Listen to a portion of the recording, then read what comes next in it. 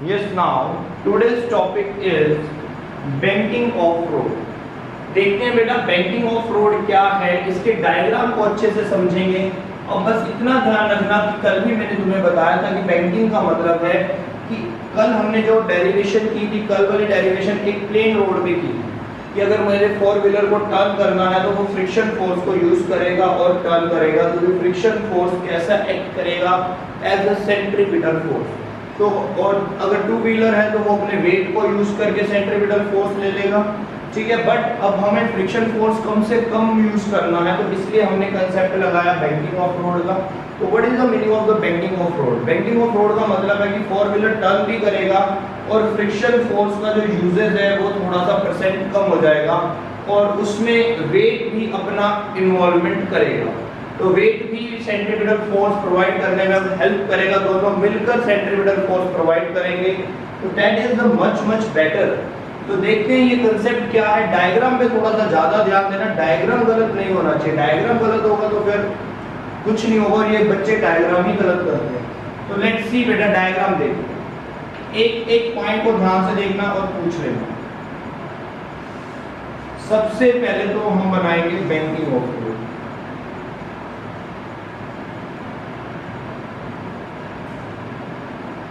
ये मैंने रोड को कुछ एंगल से उठा दिया और वो एंगल है थीटा, ठीक है। ये सड़क जा रही है, ऐसे टर्न ले लिया लाइक दिस। ये मैंने कुछ हाइट से इस सड़क को, ये सड़क है, दिस इज द रोड, ये रोड है, ठीक है।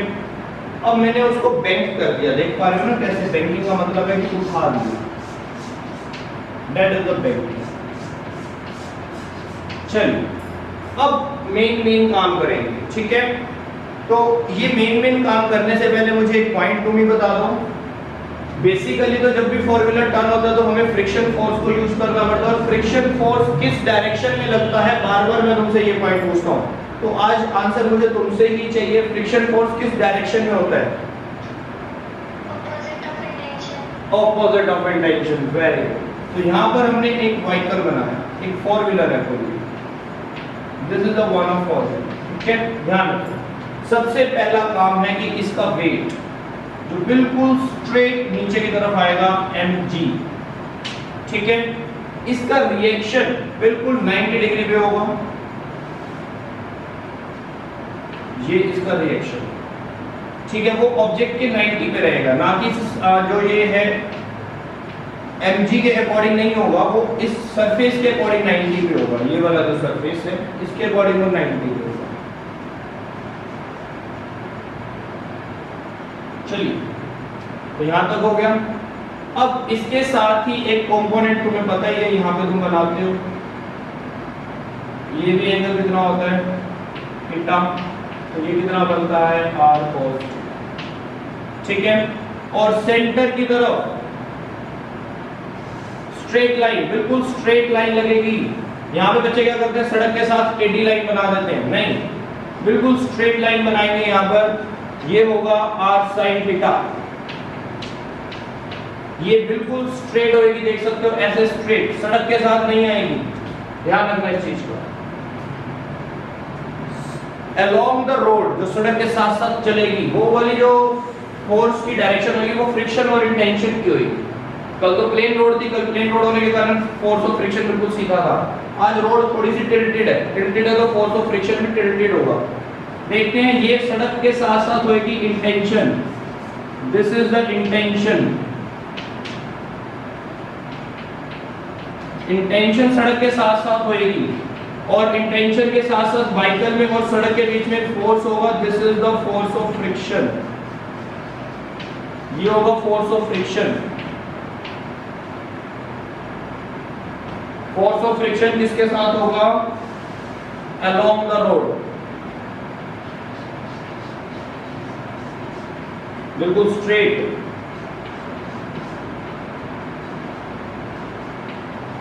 This is the force of friction. ये गलत मत करना, ठीक है। देखो इंटेंशन के ऑपोजिट सड़क के साथ साथ फोर्स ऑफ फ्रिक्शन। किसी को कोई डाउट? अब फ्रिक्शन फोर्स अगर यहां पर एंगल थीटा बना रहा है तो अगर मैं बिल्कुल सेंटर की तरफ एक कंपोनेंट लूं बिल्कुल स्ट्रेट,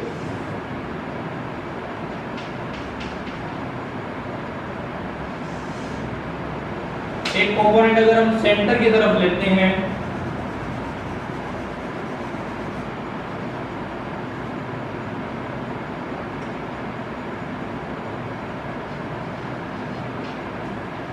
ये, तो अगर ये वाला एंगल थीटा है तो बेटा ये वाला एंगल भी थीटा होगा, तो ये आ जाएगा force of friction cos theta.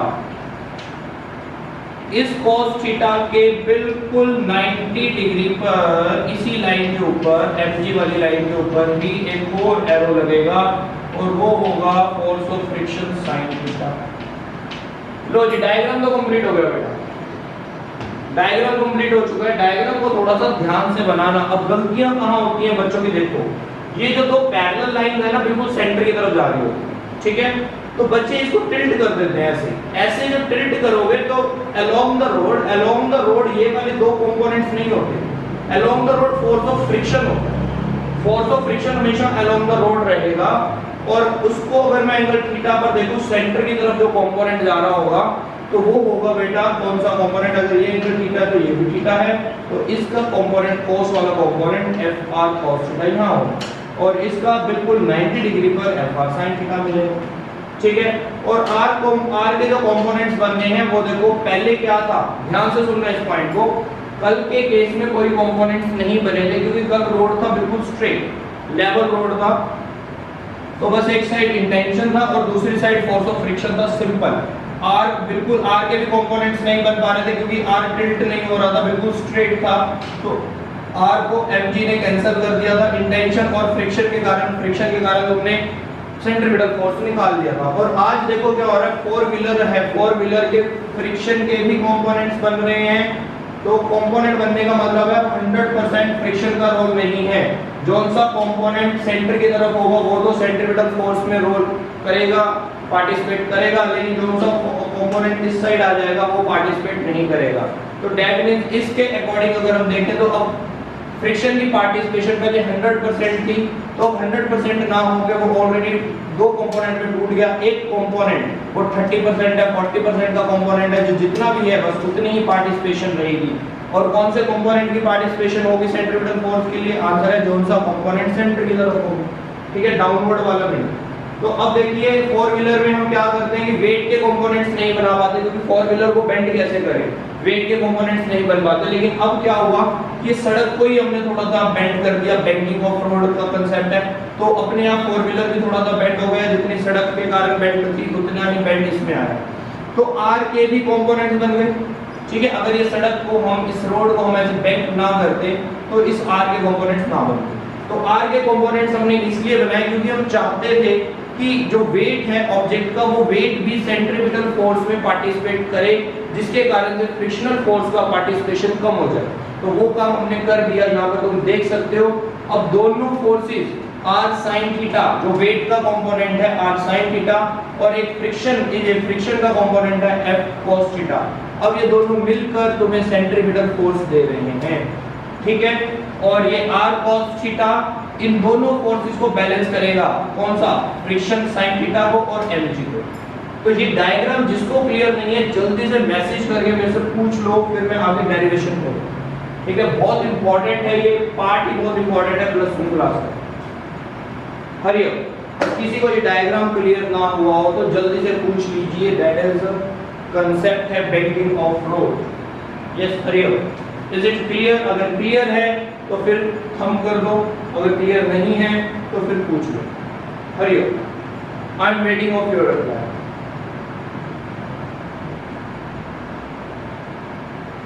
Yes, is it clear or not?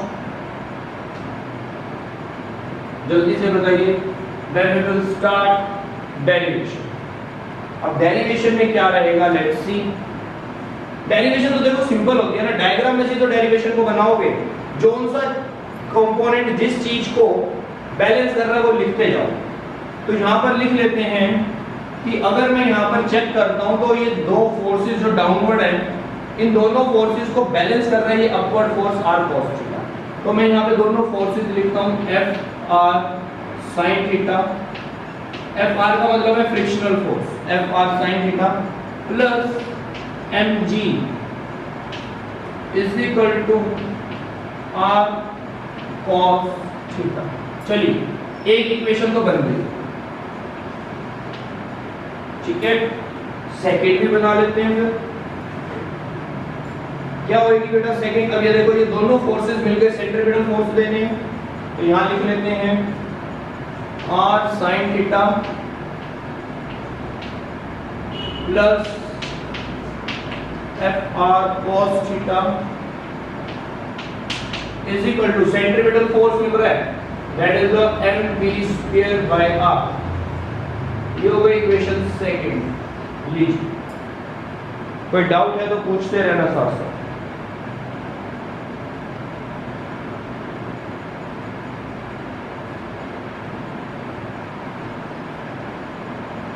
किसी को कोई डाउट?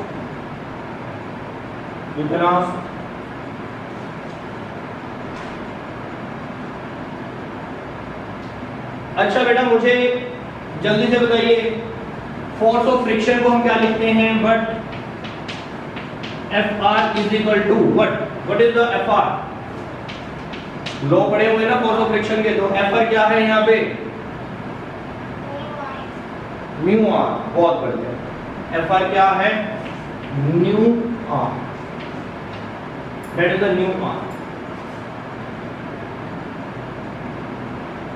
कपिल को रिपीट कराना है, कपिल कर देंगे रिपीट, एक बार थोड़ा सा खत्म हो जाए रिपीट कर दो। Force of friction is equal to mu R. चलिए अब जहां जहां पर तुम्हें फोर्स ऑफ फ्रिक्शन नजर आ रहा है वहां पे न्यू आर लिख दो, तो यहां पे न्यू आर लिख देते हैं, mu R sin theta, sorry capital R, mu R sin theta plus mg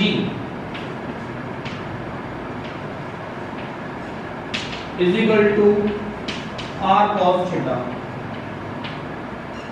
चलिए अब इसको थोड़ा सा रीअरेंज कर ले पहले। mg is equal to r cos theta minus mu r sin theta. चलिए r को कॉमन ले लो बेटा, mg is equal to r cos theta minus mu sin theta. लो जी यहां तक हो गया, ठीक है। अब आगे बढ़ते हैं, इसमें अब हम कुछ नहीं कर सकते, इसको यहीं का यहीं छोड़ देंगे। अब बात करेंगे सेकंड इक्वेशन की। सेकंड इक्वेशन में एफ आर की वैल्यू पुट कर देते हैं, तो सेकंड इक्वेशन में एफ आर की वैल्यू पुट कर लो, और मैं इसको रफ कर रहा हूं, इसको फटाफट से नोट कर लो क्योंकि मेरे पास स्पेस नहीं है और, तो मुझे इसको रफ करना पड़ेगा, या नीचे कर देता हूं, चलो नीचे सॉल्व कर देता हूं, दिख रहा है ना या नीचे, ठीक है। चलिए अब मैं बात करूंगा इस इक्वेशन की, सेकंड इक्वेशन में वैल्यू पुट करूंगा फ्रिक्शन की, तो मेरे पास आ जाएगा r sin theta, plus mu r cos theta is equal to mv square by r। बढ़िया, गुड। चलिए अच्छा बेटा एक ध्यान देना, यहां से मैं r की वैल्यू निकाल लूं, r की कितनी वैल्यू आ जाएगी?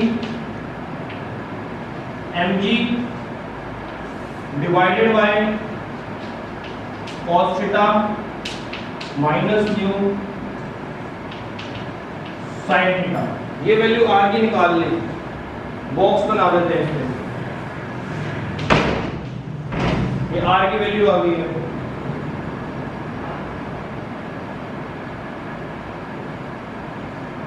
यूज करूंगा मैं इस r की वैल्यू को, ध्यान रखना इस r की वैल्यू को यूज करूंगा। डेरिवेशन में भी कुछ नहीं किया, सिर्फ बैलेंसिंग करी है। ये दो डाउनवर्ड फोर्सेस को r cos थीटा के इक्वल किया, और ये दो सेंटर वाले फोर्सेस को ये कहां पे लग रहे हैं? टुवर्ड्स द सेंटर, सेंटर की तरफ आ रहे हैं, ठीक है।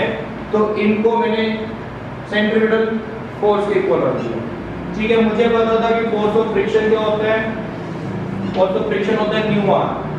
वैल्यू को पुट कर दिया फर्स्ट इक्वेशन में, फर्स्ट इक्वेशन में एफ आर की वैल्यू पुट हो गई, ठीक है। तो ये चल रही है, उसको थोड़ा सा सॉल्व किया, सॉल्व करके आर की वैल्यू निकाल दी। चलिए यहाँ से मैंने आर की वैल्यू निकाल ली है, अब आगे बढ़ता हूँ। अब सेकंड इक्वेशन में जब मैंने फोर्स ऑफ फ्रिक्शन की वैल्यू को पुट किया तो ये आ गया मेरे सामने। तो यहाँ से फिर से आर को कॉमन ले लेते हैं। आर को कॉमन लेकर क्या होगा कि ये वाली आर की वैल्यू पुट कर लेंगे, ठीक है ना। तो आर को कॉमन लेते हैं, आर कॉमन लिया तो वो आएगा क्या, sine theta plus mu cos theta. लो जी, आर को कॉमन लिया, sine theta plus mu cos theta is equal to mv square by R. लीजिए यहाँ तक फटाफट से कर दो, इसके बाद तो मुझे थोड़ा सा रफ करना पड़ेगा। अरे इसको लिखो। चलिए आगे बढ़ते हैं थोड़ा सा। ये वैल्यूज बेटा मैं तुमसे पूछ सकता हूँ, लिख लो क्योंकि मैं रफ कर रहा हूँ। तो यहाँ पर मुझे r की वैल्यू को पुट करना है, ध्यान रखो ये r की वैल्यू है, ऊपर से मैं सारा रफ कर रहा हूँ।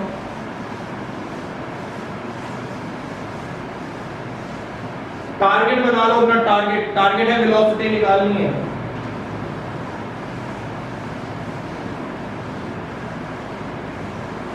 चलो देखते हैं, लेट्स सी नाउ। इस वैल्यू में, इस इक्वेशन में आर की वैल्यू पुट कर दो। आर की वैल्यू क्या है, mg cos theta minus new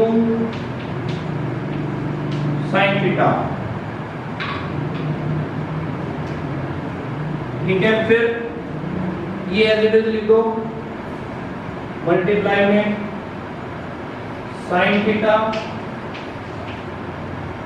plus mu cos theta is equal to mv square by r। m से m कैंसिल कर दो, m से m कैंसिल हो गया। चलिए आगे देखते हैं, यहाँ तक क्लियर है ना। नाउ इसके बाद क्या करें, r को इधर ले लेते हैं, rg इसको इसके नीचे लिख देते हैं, sine theta plus mu cos theta divided by cos theta minus mu sine theta is equal to v का स्क्वायर। देखो मेरे को वेलोसिटी निकालनी है, मैं पहुंच गया हूं v तक, तुम्हें भी समझ आ रहा होगा। अब इसका लास्ट स्टेप को समझो कि लास्ट स्टेप क्या है। लास्ट स्टेप देखते हैं, इसके अंदर कुछ चेंजेस करेंगे। क्या करेंगे, cos थीटा से न्यूमरेटर और डिनोमिनेटर को डिवाइड कर देंगे। cos थीटा के साथ न्यूमरेटर को और डिनोमिनेटर को डिवाइड कर दो तो आंसर आना स्टार्ट हो जाएगा। किससे करना है, cos थीटा के साथ डिवाइड करना है। तो लिख लेना चाहिए, divide did bye cos theta in numerator and denominator. चलिए ऊपर और नीचे डिनोमिनेटर और डिनोमिनेटर के अंदर cos थीटा डिवाइड करेंगे तो देखते हैं क्या आ जाएगा। rg sin theta divide by cos theta tangent theta plus mu 1 हो गया ना, cos theta by cos theta हो गया 1, ये भी cos theta by cos theta हो गया 1, तो ये आ गया 1 minus mu tangent theta is equal to v का स्क्वायर। यहां तक कोई डाउट, समझ आया ना हुआ कैसे है। यहां पर हमने क्या किया है, इस इक्वेशन को cos थीटा से डिवाइड किया, डिनोमिनेटर को भी और डिनोमिनेटर को। तो दोनों को अगर डिवाइड करेंगे तो यहां पे डिवाइड करेंगे, sin बाय cos क्या बन जाएगा, tangent plus mu cos by cos हो जाएगा 1, और न्यू रह जाएगा, ये हो जाएगा 1 और ये न्यू फिर दोबारा से tangent is equal to b. तो ठीक है, इधर से रूट कर दो, भी आ जाएगा। तो वेलोसिटी का फॉर्मूला क्या आ गया, is equal to root r g tangent theta plus mu divided by 1 minus mu tangent theta. लो जी, डन। ये हमारा आंसर है। बॉक्स बना लो, चांद तारे लगा दो, यूज करें न्यूमेरिकल्स में। चलिए, तो बहुत इंपॉर्टेंट डेरिवेशन आज हमारी कंप्लीट हो गई है, that is the banking of road. कुछ समझ नहीं आया तो मुझसे पूछ लीजिएगा और इसके नोट्स तुम्हें मिल जाएंगे, और यहाँ पर लिख ही दिए इसके नोट्स, तो वैसे क्या ही करोगे, तो ये इसको यहाँ से तुम कंप्लीट कर सकते हो। ठीक है स्टूडेंट्स।